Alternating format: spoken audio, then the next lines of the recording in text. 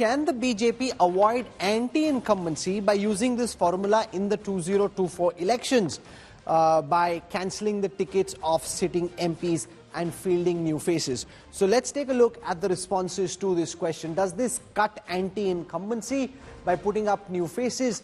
56% of the total voters say yes. 66% of NDA voters say yes. This helps in negating anti-incumbency. 17% say no. 26% say that they don't know. So Yashwant Deshmukh, on this question, whether it negates anti-incumbency, yes, to some extent it does. It also makes everybody insecure. Is that a good thing? Because usually in management, if one person is in charge, he knows he's in charge, then he's working towards a particular task. If everyone is unsettled and wobbly, you know, that does make the ship more unsettled because nobody's feeling secure. Well, Rahul, funny thing is that I guess that a lot of deadwood is also being aimed at to be sorted out by the BJP by doing that. Looking at few of the leaders' statement on unhappiness of getting the ticket, that they were not really prepared, that they have become the bigger leaders now, and you know why they have been asked to campaign like that. So I guess that some of the deadwood is also going to be sorted out by them. And also the fact that a lot of people who actually claim to be in the chief ministerial rail, I guess they have been given a chance that, okay, if you want to be the chief minister, prove yourself. Because in the Lok Sabha elections, all of us know it is in the name of Modi they actually get elected. Baal aati hai, baal mein jeet ke aa jata hai. But do they actually get to win the Lok Sabha seat by themselves? So no, but Sandeep Shastri, the flip side of this is that let's see Narendra Singh Tomar, Jyotiraditya Scindia come from roughly the same Gwalior Chambal belt. Now, if both are contesting, you know their supporters are daggers drawn, even if the principals are trying to get along as best as possible. Does that then just try and, you know, fit too many swords into a sheath, because there ultimately can be only one sword in a sheath? Yes, but Rahul, we need to understand the dynamics within the BJP today. You have a central leadership which is strongly in control of what's happening. And therefore, state level leaders need to necessarily fall in place with the game plan which the central leadership has. So if 3 union ministers are contesting, and if all the 3 win, and if BJP is in a position to form the government, ultimately it will be the central leadership which decides, and everybody falls in place and listens. Now, this may be the hope of the BJP in terms of how it manages its leadership and manages its situation of plenty in terms of leadership. Can it boomerang? I think it's something which in the long run could have an impact, because you know, we've already seen this, Tuhin Sinha, in Karnataka, where Sandeep Shastri comes from. No matter what B.S. Yedurappa said, ultimately there were 10 plus MLAs belonging to the Yedurappa camp who won on non-BJP tickets. Now, if somebody like a Vasundhara Raje Scindia, who's as formidable as she is in Rajasthan, doesn't give it her all, Yashwant's polls show her as the #1 most recognizable face, most wanted face of the BJP in Rajasthan. But for whatever reason, if she's not picked, if Shivraj Singh Chouhan is unsettled, I met with Dr. Raman Singh, the former Chief Minister of Chhattisgarh, if all of them are unsettled, they may not be able to give their all, and if they don't give their all, ultimately it proves expensive, and there's no way for the party to control that, because in Karnataka, Yedurappa did what he did, and you figured out what he did only after the results came out. Rahul, if you just, you travel to Chhattisgarh, if you travel to Madhya Pradesh, and if you follow the schedule of Mamaji, if you follow the schedule of Shivraj Singh Chouhan, you would see the kind of dedication and the passion that he is putting in. And the same applies to Vasundhara Raje Scindia.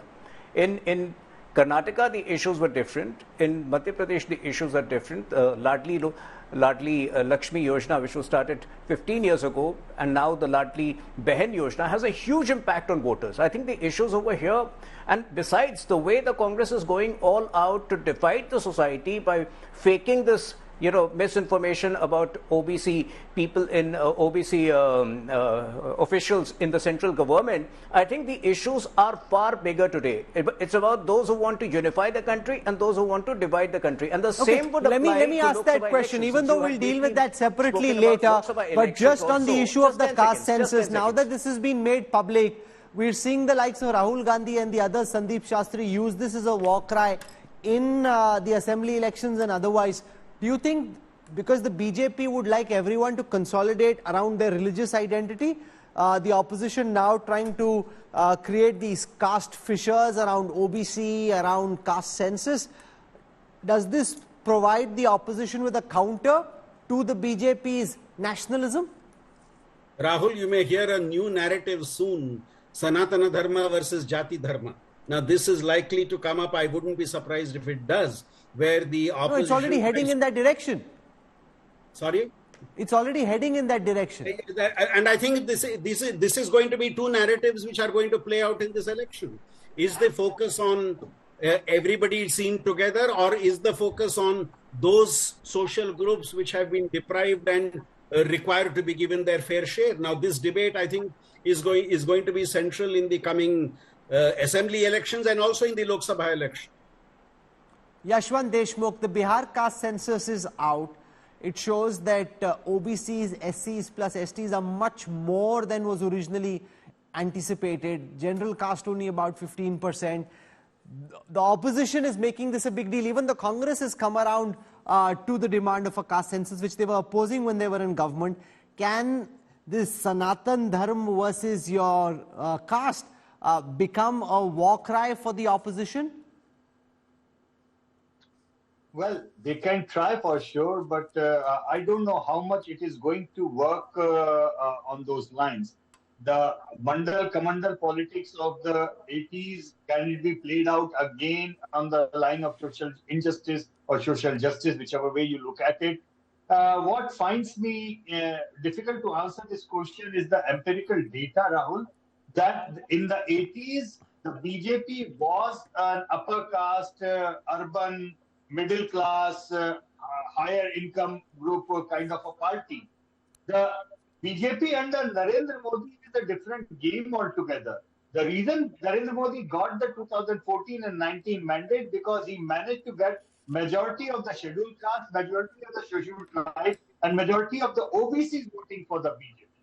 So, largely speaking, all these parties who have a caste line identity of politics, barring the one major caste, for example, the Yadavs in Bihar or Yadavs in Uttar Pradesh, and so on in different states, barring that major one particular caste, the rest of the scheduled caste, rest of the tribes, rest of the OBCs, which form almost like the 70 to 80% of these blocks, have not been following that kind of a line of politics which they would have liked them to vote on. So no, but we also know, like was the case in 2015 in Bihar, when communities rally around their caste, that can prove and has proven to be a counterfoil to a religious nationalism. But Rahul, counter to that is that, the same kind of identity politics get resolved when we look into the national election. So we know for sure a significant number of Yadavs in Bihar, significant number of Yadavs even in Uttar Pradesh voted for Narendra Modi when the Lok Sabha elections came in. So what I see that the identity politics plays a very important role in the local election. But as they tend to go into the upper ladder of election at the state and the central level, these identities are no more redefining factors the way it used to be in the 80s. Sure, but the question is, what do you put first, your caste identity or your religious identity? And the opposition, in a rather regressive fashion, this is not modern contemporary politics, and I want to put that question to Shama Mohammed, because when you were in opposition, when you were in government, you were opposing the caste, and this is just opportunism of the most brazen kind, because while you were in government, Shama, you were opposing all of what you are now pitching for. This is just as a desperate attempt to counter the popularity of the Modi government. Okay, Rahul, before I come to that, couple of points. One is that what I see today, when the state governments, when they're getting MPs and MLAs, MPs from, or the cabinet ministers, the reason is being they're rattled because I'm telling you today, we are winning Madhya Pradesh, we are winning Chhattisgarh, we are winning Rajasthan. It is very clear that we are winning all these states, including Telangana. So we are up there, and hence we have strong state leaders. Let's understand that. He said just now to him that he has a passion. There's a lot of passion shown by Shivraj Singh Chouhan. Then my question to him is, why not give him the ticket and ask him to lead? They had a Parivartan Yatra in Rajasthan. And in that Yatra, there was hardly anyone. They had to stop the Yatra. None of the women came because they did not project Vasundhara Raje. So these are all open secrets out there. The other important thing is that they are worried in Madhya Pradesh because the highest number of atrocities against Dalits and the SCs are in Madhya Pradesh. 63.9% are the cases in SC atrocities against SCs. And Dalits, every day they have 20 cases. We all know what recently happened, the urinating incident, as well as the... Okay, so let me take the... Okay, fair enough. Let me take the... You didn't answer my question. I want you not to diverge. Just come straight to the point and answer my question about how, by pushing the caste census, the Congress is now trying to do what they were opposing while they were in government. This is rank political opportunism. Respond to this question. Rahul, we are the one who did the caste census. Only the report did not come out. You know that very well. In 2011, we did it. We asked for a caste census. Only thing is the report did not come out. I don't know why you're saying we are against it. From where do you get that? The report of that caste census did not come out. But because your government didn't let the report come out because you didn't want to open a new Pandora's box. No, the government changed. And also let's understand what has happened in the last 9.5 years. The atrocities you see against Dalits, against SCs, against STs, against the backward classes, against the minorities, it's gone up. I mean, you have seen what is happening. You saw what happened in you saw the lynching incident. But that doesn't really change with the caste census. No matter what the Congress spokesperson is saying, let's be very clear that the Congress and the opposition is pushing the idea of a caste census because they believe this provides a counterfoil to religion and to nationalism, because you can't deal with the Prime Minister and the BJP on the issue of religion, polarization and the issue of nationalism. Therefore, you prop up the idea of a caste census.